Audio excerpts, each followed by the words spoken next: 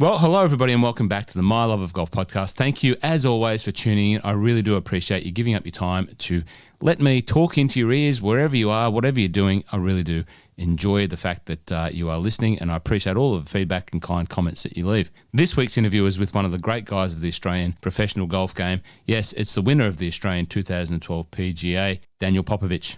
Now, I get the pleasure and the absolute pleasure it is to work with Daniel in his role now with Mizuno. So he's working in the golf industry, applying his knowledge to the craft and the trade of professional club fitting, professional club sales. Everything that I need to know about the brand that he now represents, I get from Daniel. But you probably know Daniel from his time as a pro, and when he won that Australian PGA event, well, we get to talk about that, and we get to talk about his career in golf, his early days in golf, why he became a golfer, and what golf means to him now. So that's this week's interview. But stay tuned, because there's next week's interview as well. And you have to tune back in for next week's interview, because that's when we talk to Daniel about his role at Mizuno and the great new products that Mizuno have just brought out. So he starts to give us a little bit of that insight into the world and the work that he does now with Mizuno. So this week, Daniel and his story about his golf career. Next week, his world now with his golf career in his role at Mizuno. Thanks for listening. Subscribe, like, all of that wonderful stuff that you do really helps the podcast get into the ears of as many people as we can. Really do appreciate it. And until next time, well, next week with Daniel Popovic again for part 2, we'll see you then.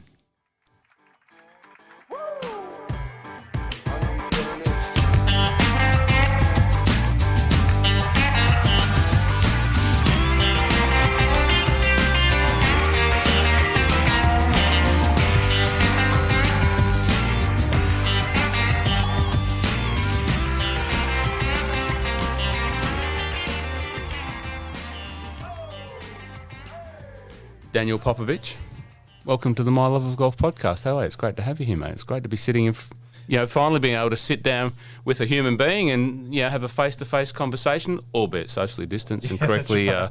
We're having a meeting here this morning, and it's great to catch up with you. How are you, mate? Thank you, Ross. Yeah, very good. I'm actually, very relieved that I'm out of the house and out of my 5K lockdown zone. It's good to be able to get back out on the road and do a bit of work. You've recently moved into the golf industry as my guy for Mizuno, and It's an absolute pleasure to have someone with your personal qualities and credentials representing one of the brands that I have to look after down here, which is a real privilege to have you here.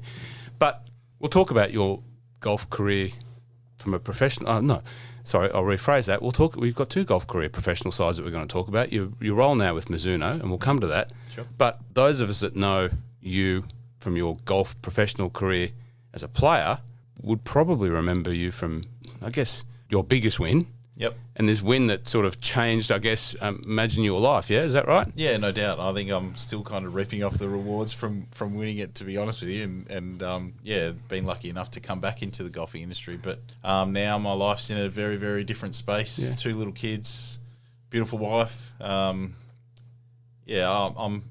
probably much happier now than if I was still trying to slug it out on tour. So I'm very happy and stable with where I'm at. That's great, and you can tell. And we've only got to meet a few times now. First time was down at the golf course, and you're playing with some of the big boys down there. And it was great to put a face to the name for me. And that win that I mentioned there was the 2012 Australian PGA up at Hyatt Coolum or whatever it's now called, Palm or whatever. Yep. And it was your, if I remember rightly, and you can please correct me if I'm wrong, your first year on tour or your rookie year on tour, yeah? Rookie year on the Australian tour. Yeah, so my rookie year was the year previous on the Alps tour over in Europe. So that's like your 3rd tier or 3rd level tour over there. They've got a bunch of them, like Euro Pro Tour you might have heard of. Same level as that. So you're only playing for sort of 50,000 euros per week. Winner takes about 10 to 15,000 euros. But then, so it was my rookie year on the Australasian tour. I guess, to be honest, I couldn't have scripted a better year, in particular with finishing with a win. I was by far probably the best week of my life, like golfing wise. Yeah. Didn't really miss a shot, hold so many putts, and Well, I've got a question a number of questions, I guess, about that tournament, and I'll come back to that. But let's wind it all the way back. You're not a Melbourne boy by origin. You're a Canberrian. The nation's capital. So grew up grew up in Canberra, born and raised. Didn't move to Melbourne till I was 14. But yeah, my early days in Canberra, I remember very fondly. Grew up on a cul-de-sac street, and there was about 11 or 12 kids, and we were all within sort of 2 or 3 years from each other. So always had friends to play with. I'm an only child, so I always had friends to play with, and I still keep in touch with a bunch of them. Didn't really start golf until I was like 11 years old. Dad got me into golf. I think like most kids when they start, either their dad or their mum or their uncle or whoever it is, someone in their family starts them into golf. But my dad was a very successful soccer player when he was living overseas. My dad's from what was former Yugoslavia, and played for Red Star Belgrade. I don't know if you've ever he was a very good soccer player. So to cut a long story short, he was very influential on soccer. Like he was always pushing me for soccer. But I think for young kids, and I think you're a parent as well, but when you have young kids, the more that you push them towards a sport, the more they want to sort of rebel and try something else. And I think that's just a natural thing with me. I feel like I'm good at soccer, or I was good at soccer, but then I had a passion for golf. I love the challenge of golf. About 11 years old, my dad went to go and play with some friends, and my mum was out, so he had to take me and wanted to grab a ball and try and hit a ball as far as I could. And I guess the story with me starting golf was he gave me a bunch of balls and gave me a club and wanted me to hit it over a lake. And I couldn't get it over the lake. I hit all these balls in the water. And then, eventually you want to get better and better at it and go back to that lake and try to hit it over. And, eventually did that and moved on from there. So he didn't mind you whacking his balls into the lake? So to say. So I also had to fish the balls out. So, yes. And there was a lot of stories with that. So my dad used to have one of those ball retrievers, like most kids like, getting balls out of the water or finding whatever they can just to waste time. So I used to grab that ball retriever, and whenever we went like a hole around the lake, I used to just grab the ball retriever out and look for balls in the water and hold the group up behind, because I'd be 100 metres behind everyone in my dad's group. So those balls that I fished out of the water were the balls that I could use. Yeah. We've actually got a fairly similar sort of background there, right? So my dad moved to Australia to play football. Yep. He didn't play anywhere near the heights of Red Star Belgrade, absolutely not. It was just a team in Edinburgh. But it certainly came here, tried to get me into soccer. I was, unlike you were good at soccer. I was rubbish at soccer, and that was what drove me to golf, because I needed to do something. And similar sort of thing, I would go out with him, play golf, in my quest to, find the golf balls in my sort of fiscally frugal nature, replace the golf balls that I lost. We would go out and into the creeks and get our shoes off and go and search for some balls, and then try and sell them to the pro shop for 20 cents, or I might have even been 5 cents back when I was back doing it. But yeah, we'd go out into the creeks and do all that. It was good fun. Yeah. Yeah, so footballing background. Yeah. Excellent. Yeah. Who do you support? Where? EPL, Liverpool. My dad's Manchester United. I've always kind of had this thing with my dad. My dad follows like Carlton in AFL, things like that. But EPL, Liverpool, I guess over here, Melbourne Victory. I wouldn't say that I'm a massive supporter of soccer anymore, but it was great to see Liverpool win recently, I'm not a Liverpool fan, okay, but it was hard not to be impressed with what they achieved. Amazing, yeah. Amazing season. And some of the players in that squad, just phenomenal. Well, just for your benefit, I probably support a couple of frustrating teams. Arsenal, frustrating. Heart of Midlothian, challenging to support at the best of times, although we did have a great win in the Scottish Cup semi-final on the weekend against the local arch rivals, Hibernian. Heart of Midlothian got relegated through, COVID period, competition being cut, and they got chucked. So it was a good win, and but my passion is Melbourne City over here. Great. I'm glad you qualified that and said, probably not so close to Melbourne Victory, so we can keep talking. But I know the Melbourne City boys, who some of them do listen to the podcast. Very passionate Melbourne City supporter. Call me a Melbourne City fan as well, then. Well, I have to introduce you to some of the boys, maybe. And sounds great. Because there's some of the guys down there that love their golf. So we can do that one day. Now, Canberra then to Melbourne. What was was it because Dad came down for football or something like that, or no? So reason being was my auntie. She always lived in Melbourne with her husband, my uncle. and she had a business here. And my dad had retired, my mum had retired, and my auntie needed help with the business, so we moved to Melbourne. Yeah. It was nothing to do with golf or sport or anything like that. It was solely just to be closer to family and also help out with my auntie's business. And moved to Baldwin, went to Baldwin High. Dad always worked in the city, felt like 8 days a week kind of thing. But I was always, I guess, playing sport. It's obviously hard to move interstate as a kid, like especially around that sort of early high school years where, most kids like kick up their relationships in year 7 and follow them through to year 12 and beyond. Whereas for me, I was coming into year 9 and like trying to meet new friends and whether common interests and stuff like that, whether it's golf or soccer or whatever sport that I was playing, cricket. And I guess it was lucky for me that, the transition from my home club in Canberra to Melbourne, I had reciprocal rights with Riversdale Golf Club, but unfortunately there wasn't too many juniors there. They didn't really have a junior program at the time, but represented my school for golf at like sort of inter-school tournament or whatever, and there was a gentleman by the name Tom Morley from Kew Golf Club, and he saw me and knew that I was a new kid. Like in this sort of like school tournaments and whatnot, and he invited me to Kew Golf Club, and lo and behold, I ended up being a member at Kew Golf Club, and still have a lot of very close friends and some guys that I grew up playing with, some of my best friends from there. Do you think you might go back there and join up, or?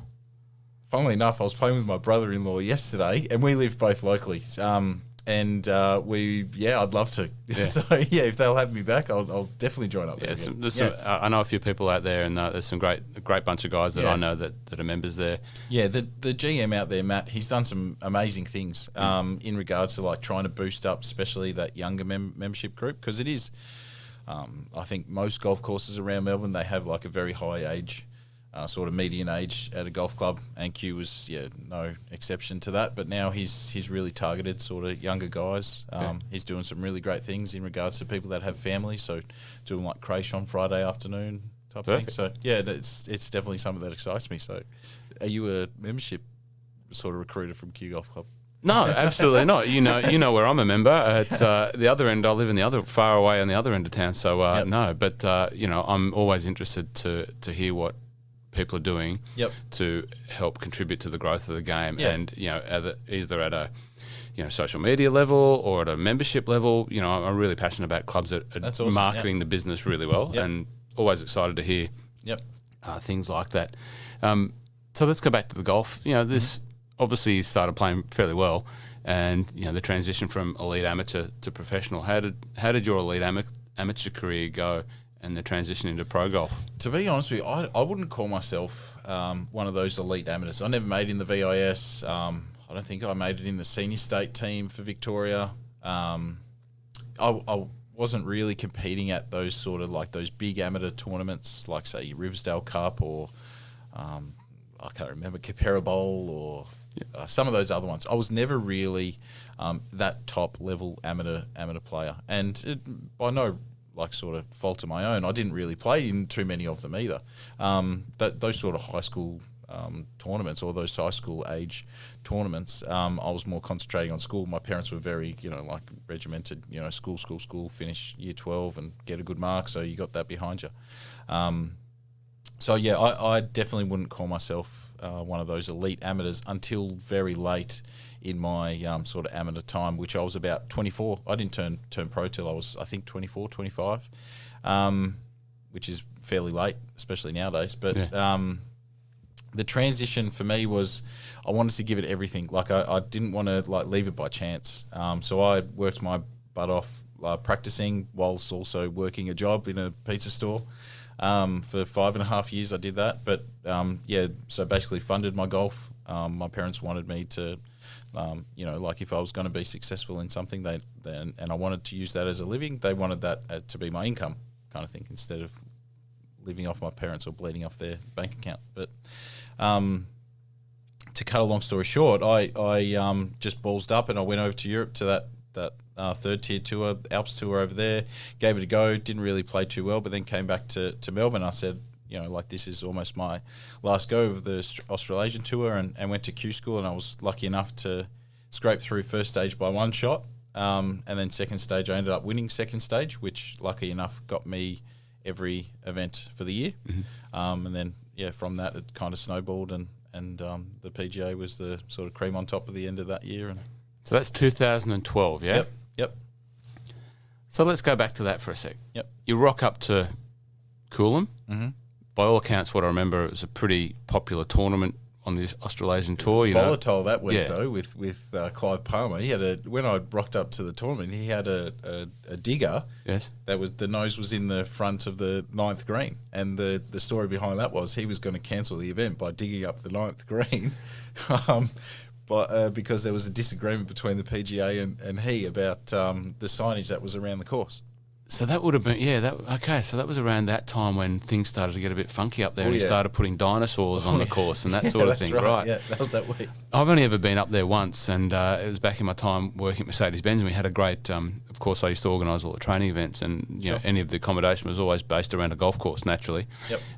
So we had a training event up there for a week, so I was staying at Coolum, mm-hmm. having a training event, so it was a great place to stay, but it was before then, so I saw it in its sort of more normalised, or what we remember as that sort of format. Yeah, so that was around that time. Interesting. Yeah. I remember that now. I remember. It was pretty crazy that week, because the PGA, I'd play most of the events, tried nearly all the events, but that week it just had a different feel about it. Like it you could actually feel the tension from the the PGA representatives. Like, we may not have a tournament this week. Even held on the Friday morning or Saturday morning. I think it was Friday morning. He held a ceremony on the 9th fairway at a big American flag at 9 a.m. for him and his family and friends for the anniversary of JFK's passing, just on the morning of a tournament. The fairway. As you do. Yeah. Jeepers. That's interesting. Well, he's an interesting character, and not wanted to get political at all. But I don't think you have to dig too far to find out what an interesting cat Mr. Palmer is up there in Queensland. So, okay. So that's the start of your. I guess maybe that stage you would have played a couple of other big tournaments in Australia. Played that week. There was the Aussie Masters. Sorry, not that week. In the weeks leading up to it, there was the Australian Masters. Then it was New South Wales Open, Australian Open, and then the PGA. Yeah. And your results in the lead up tournaments? Ooh. Actually, Australian Open I played really well for 3 rounds, and then had a blowout round. It was when it was real windy. Pete Senior won, actually, the week before. I think I played with Rod Pamperly in the last round. We were about I think I finished about 30th, roughly. Yep. I can't remember off the top of my head, sorry. But a couple of weeks before, or the week before the Australian Open, I finished 6th at the New South Wales Open and felt like I should have won. And that was probably the kickstart into, I guess, the Aussie Open. But Masters, I finished about 30th as well.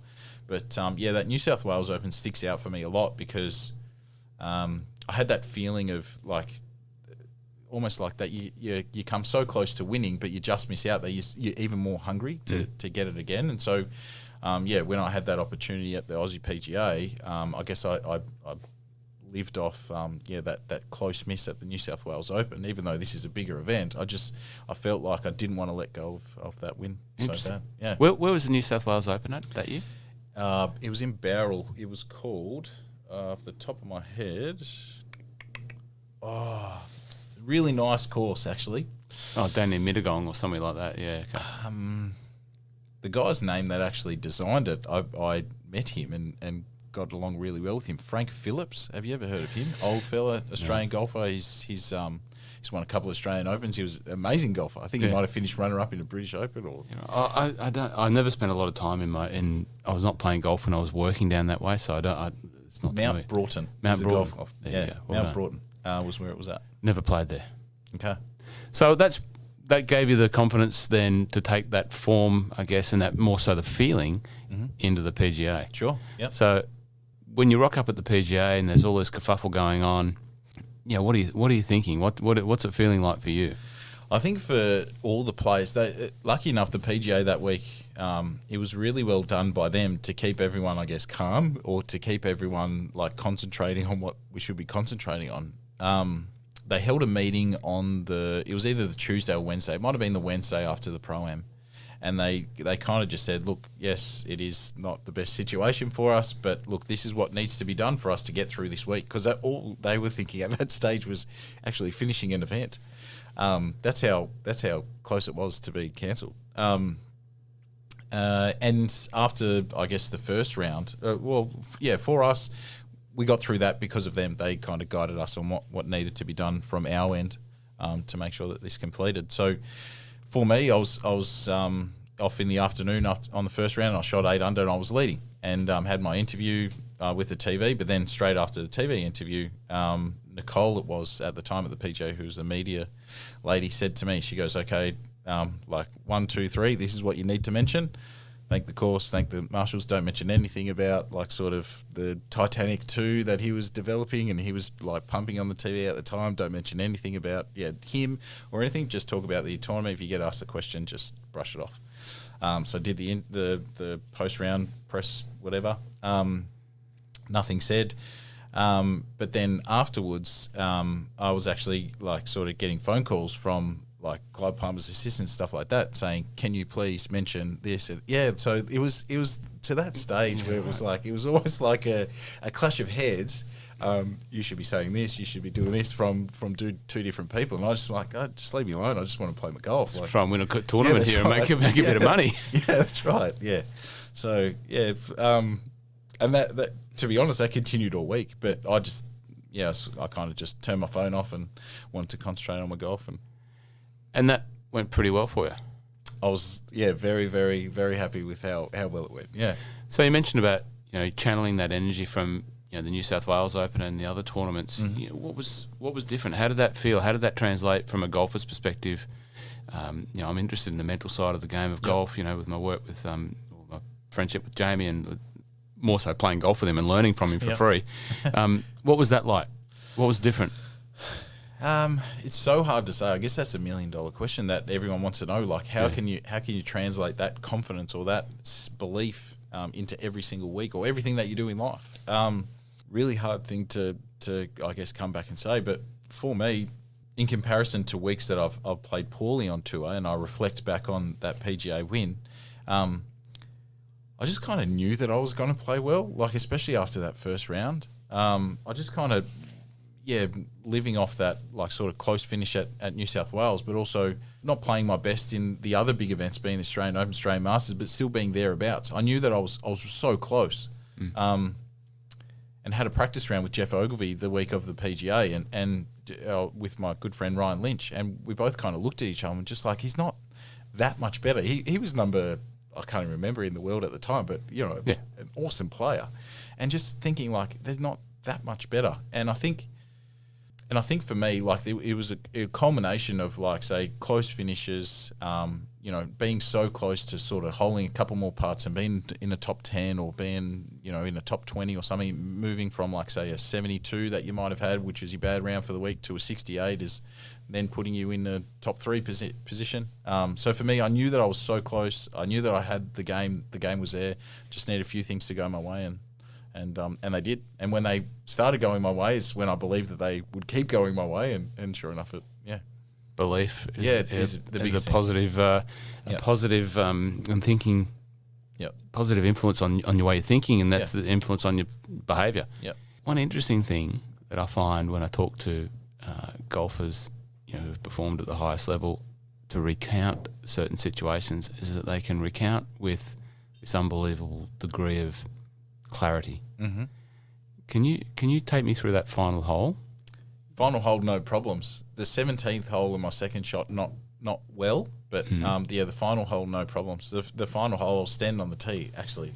So the 17th hole, not well because you don't want to remember it? No. That was actually the point where it was like the big turn. So during the round, Rod Pampling birdied.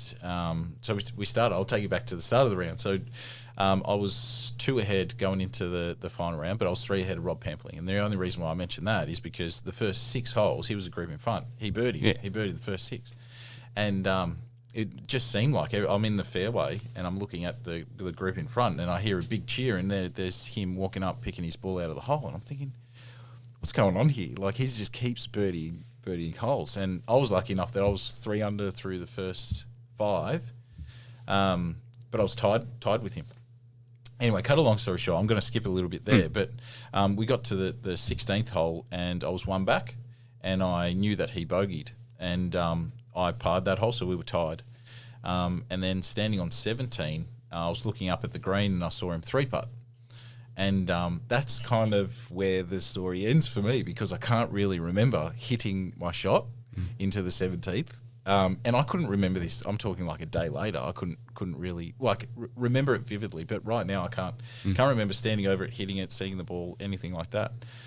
Mainly because I was in, I guess, a different sort of mindset that was just like I needed to block everything out and I just needed to concentrate. But I hit it close. I birdied and I was 2 ahead, and I felt a massive relief when I was going up to the 18th. Not to say that it's the easiest tee shot, but I felt like I had the tournament. Like if I parred it, I couldn't lose. I didn't think he was going to hold his second shot, especially after I saw him dropping his ball after he hit it in the water. Yeah, well, that 18th tee shot sport a few people unstuck over the journey at that course. Yeah, so he we got up onto the tee and they were just hitting their second shots, and I was obviously intently watching his shot to see where he went, if he went close or not. And I saw him hit it, and then not too long after he hit it, I remember it really clearly, not too long after he hit it, I saw him kind of walk off in like disgust, and he was like looking at his caddy and stuff, and didn't see it go in the water or anything. But then not too long after, I saw him dropping it just short of the water, so obviously where the ball had crossed. And then I kind of backed away from my tee shot because I didn't want to hit up on them, and I kind of talked to my caddy. I'm like, I think he's hit it in the water. And he's gone, yeah, he's hit it in the water. Some expletives there, like, you better hit this in the fairway. And I guess standing over that drive, I just kind of knew that if this goes in the fairway, the tournament's mine. So many things could have gone wrong. I probably should have hit wedge off the tee. I should have hit 3 wedges and got to the green, like, just to be safe. But so many things could have gone wrong. But I just had, I guess, so much belief that I wasn't going to lose this. You just kind of know. You have so much confidence and I guess desire to win, and that moment of like, yep, this is already done before I've hit it. Yeah. Crowds, can the crowds come into effect there? Can you hear people talking to you in the crowds? Yeah, and I was lucky that week that there was a lot of support for me. Yeah. I had Absolutely. a lot of support.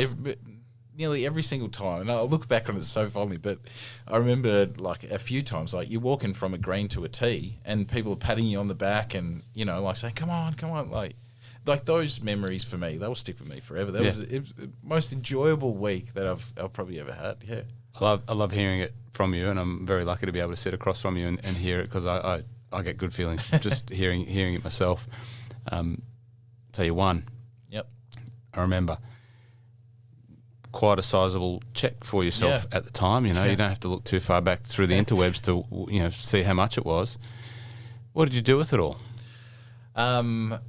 So that week the story came out about my dad and his cancer. So a lot of it went towards, like, say, his health and looking after him, but also paid off my parents' house with that. Wasn't too much left over.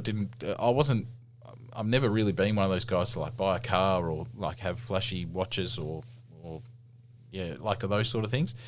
Basically just looked after my family and my parents, because I'm an only child. They're everything for me, so I wanted them to experience it just as much as me. So that's basically where all that went. But then I guess the future years was, now I've won that. I've got exemptions overseas. I've got exemption into much bigger tournaments. Now I've got to, I guess, reassess where I want to take my career, and I needed a bit of money to kickstart that. So, when I realised what you'd done with that, once again, it was a very admirable thing to do, and I've never won a golf tournament, so I never won that type of money. But I respect you for what you've done because thanks. maybe not everyone would do that. I don't think everyone has done that. That gets into that position to win things like that. Maybe they do after they win several, but I don't know. But it was very good of you to do that, but it was for absolutely a very valid reason. To look after your dad, who was health was struggling, and I'm glad to know that he's still with us. Yeah, he's still hanging around. So in February of that year, that's why I guess that week for me personally, or my family personally, like it was a very emotional week. Like it's a very something that it's like a fairy tale. Like it honestly, like it actually feels like it's like a storybook. But in February of that year, he was diagnosed, and they said, you only got 6 months to live. You're probably not going to see Christmas, and this was a week before Christmas. So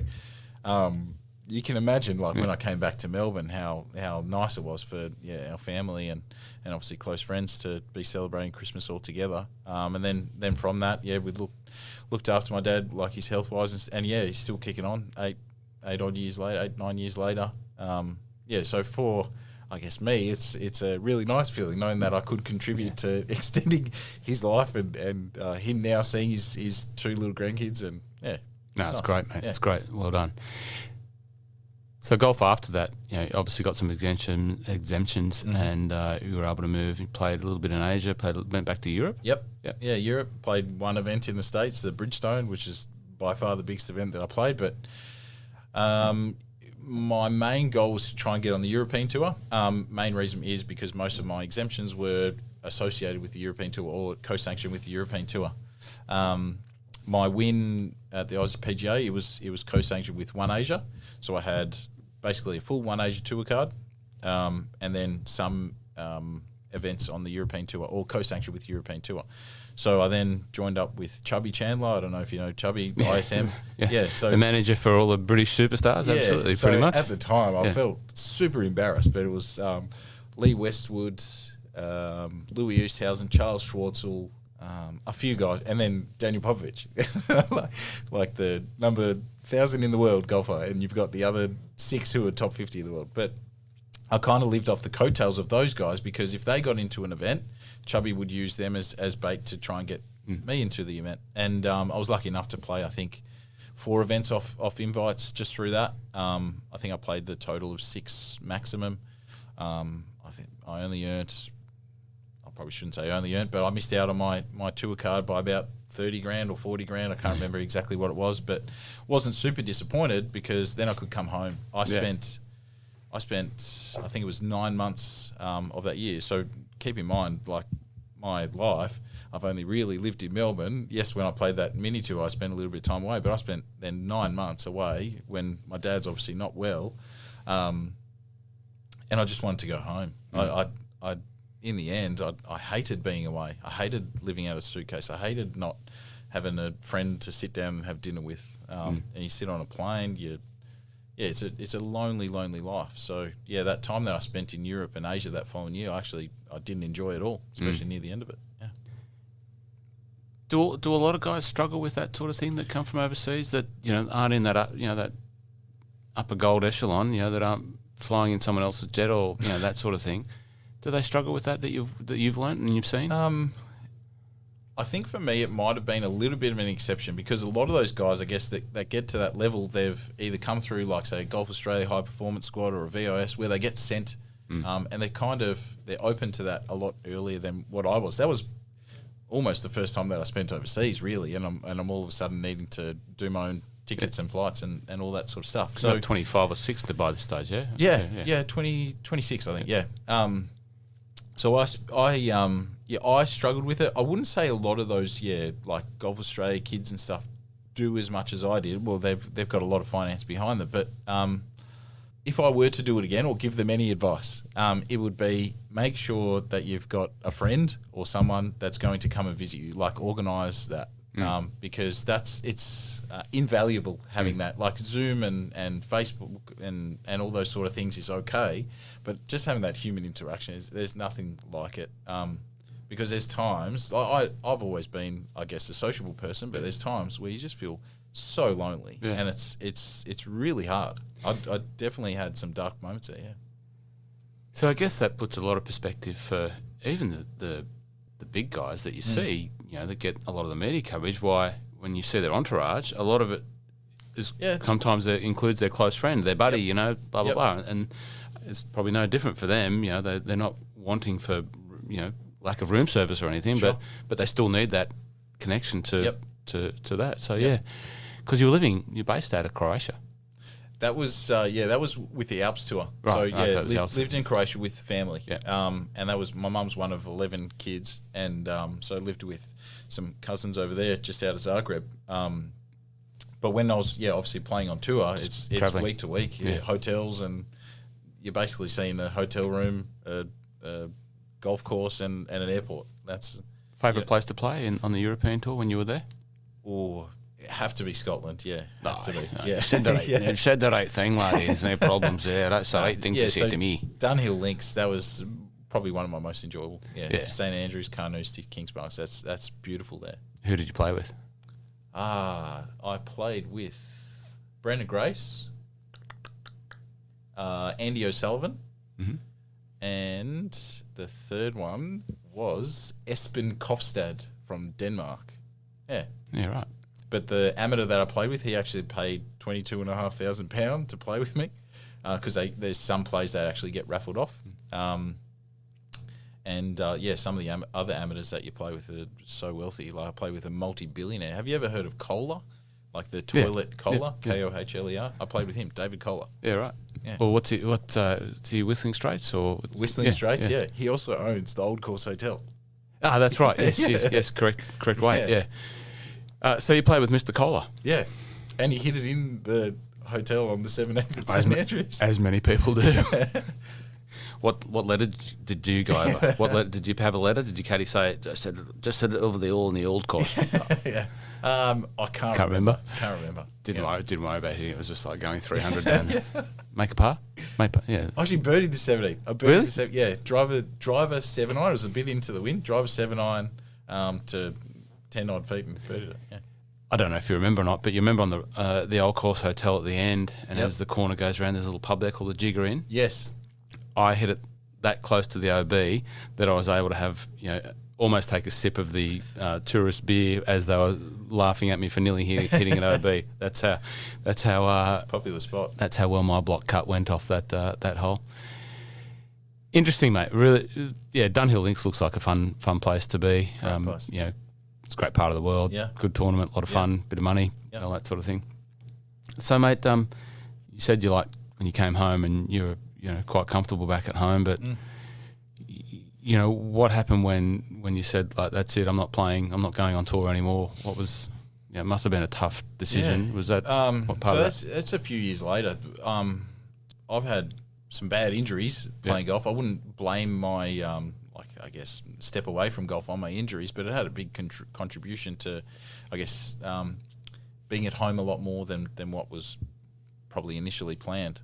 So my step away from golf was probably 2 years in the making, to be honest with you. I struggled for the last couple of years that I played golf. Confidence levels dropped. Guys that I was better than before overtook me. And I just never really felt like I got my game back. And that's by no lack of trying or practicing. I probably practiced harder. I definitely practiced harder and worked my absolute butt off and lived and breathed and ate golf balls, basically, for the last couple of years. But I was almost getting worse or going backwards. And that's when I decided I'm not looking back on this without regrets. I'm not looking back and wishing that I did something different. So, I was very comfortable in making the decision to be like, that's me. Put my hand up. And so for the young golfers and future golf stars and the young existing pros that might listen to this somewhere in Australia or around the world, would you have done anything different during that time? You said you were grinding really hard and, but the impact was the inverse way. Would you say, don't do this, do this? Have also a different passion. You need to be able to switch off.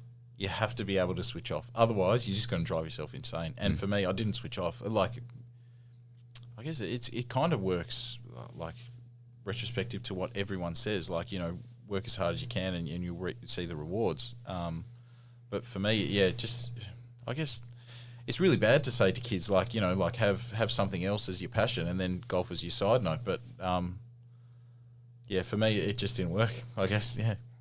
I can't really give advice to, like, because I've worked my absolute butt off to get to where I was. It's not like it came by a fluke or anything like that. All the guys that are out there, they work so much harder than what you can imagine, not just at the golf course, but off the golf course. But yeah, for me, my game just fell away when I was doing it.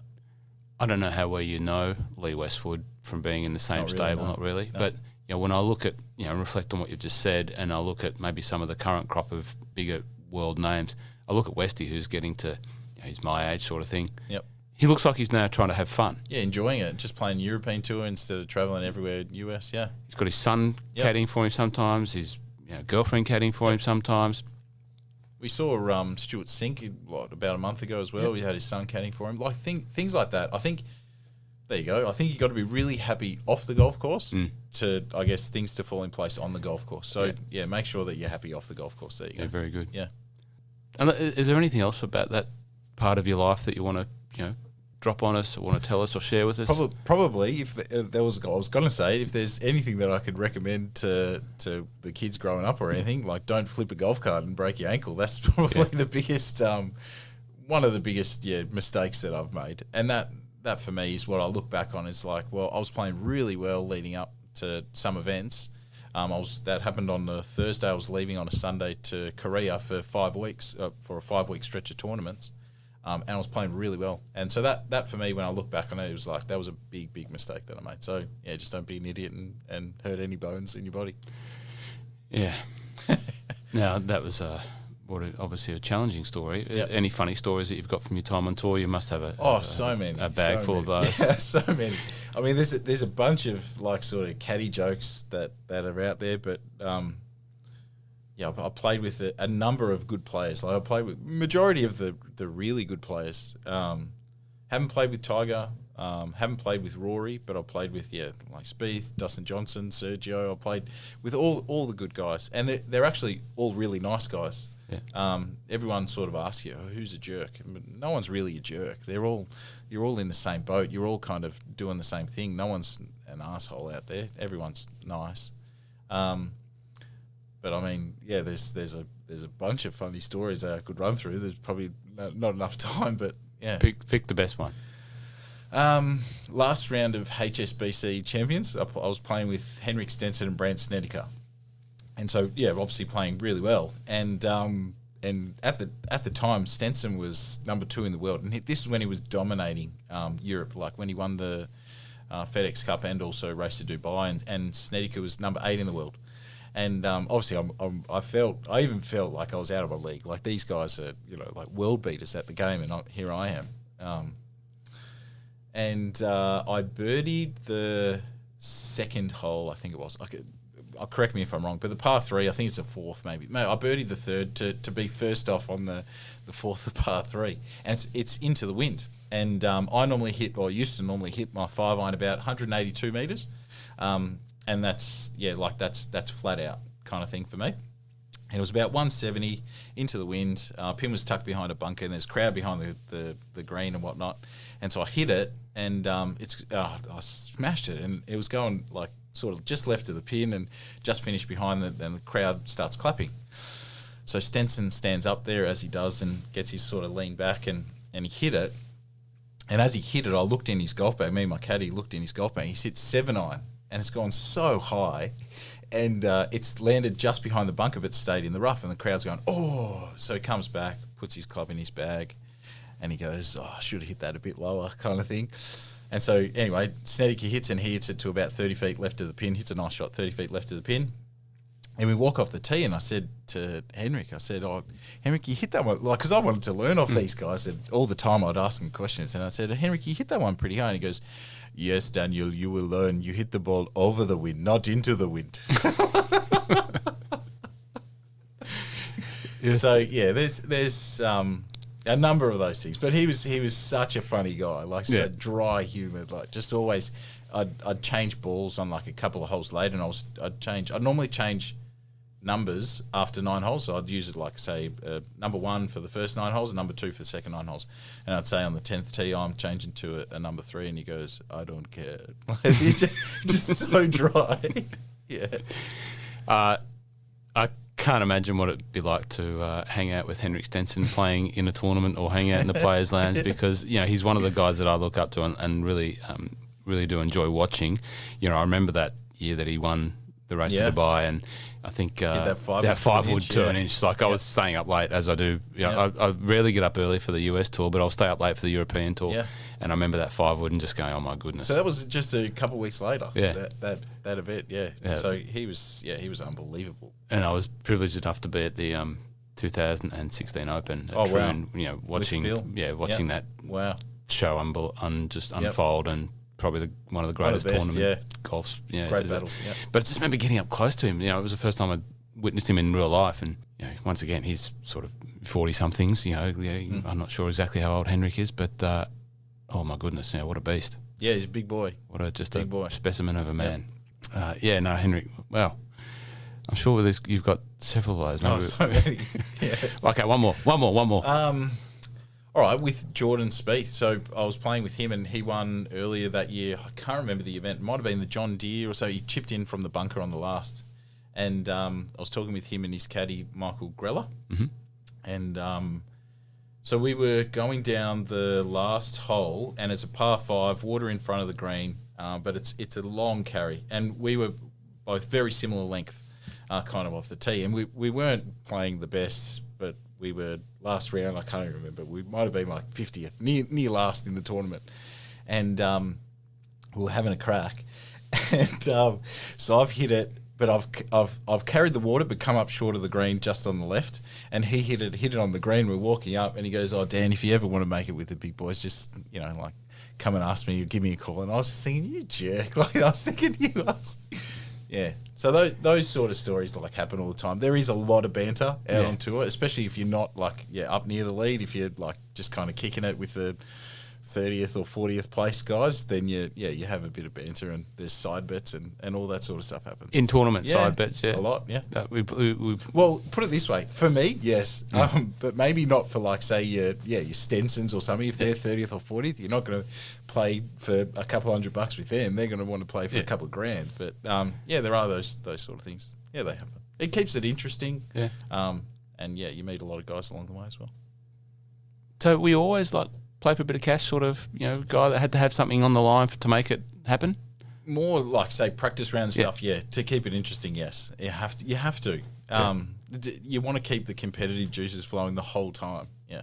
I think what we might do, Daniel, because we've gone for 45 minutes, and we haven't even covered off your professional career in the golf industry now, which I do want to do. Sure. We might tell a couple more, another story.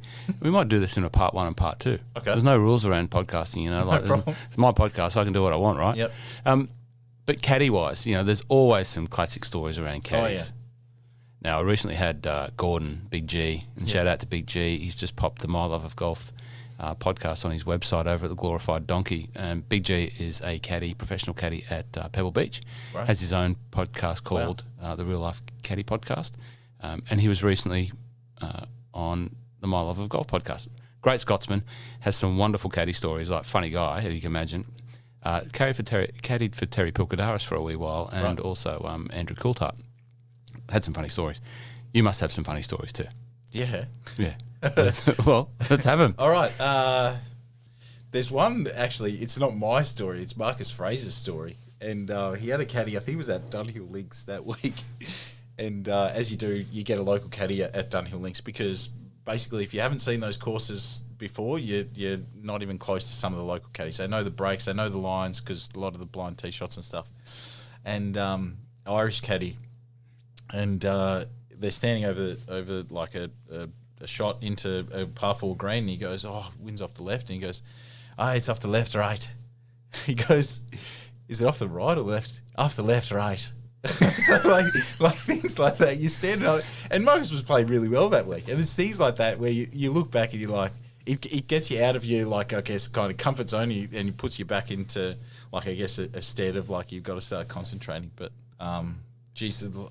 well, you couldn't get too polar sort of accents and types there. You got Fraser, the boy from the bush up in Corryong there. Right. He spent a bit of time in the city, but he's very much I don't know Marcus. I've met him a few times. Guy, we're members at the same club, but what you see is what you get. Just a good, honest Aussie bloke, and you get a mad Irishman going, it's off the right, left, left, right, left, right. Is it off the left? And you can see Marcus going, what the hell's going on here, mate? Well, yeah, I can imagine that sounds funny, mate. Let's pause it for the moment, sure, and let's come back because I do want to tell the story of your career transition and moving into the world of being the number one Mizuno guy on the ground now. Okay. You'd probably be the number one ranked Mizuno staff member golfer now, would you not? I think so. Steve Kent, who's one of my colleagues, he's a professional in his own right. He'd probably beat me now. I haven't played nearly as much as what he does, but... Sneaky Kenty. Yeah, he is. We've not played golf, but, he doesn't give too much away, doesn't pump up his own tyres, and for me, he's the one that you've got to be worried about. Yeah, they're on the always golf the course. ones. Yeah. Kenty plays a lot of golf. Represents the brand very well, and a good chap, plays down the road there from me. All right, let's pause it on that. We'll come back for version 2, episode 2, segment 2 of the Daniel Popovic story. Thanks for joining us so far. Thanks, Ross. Join us in episode 2.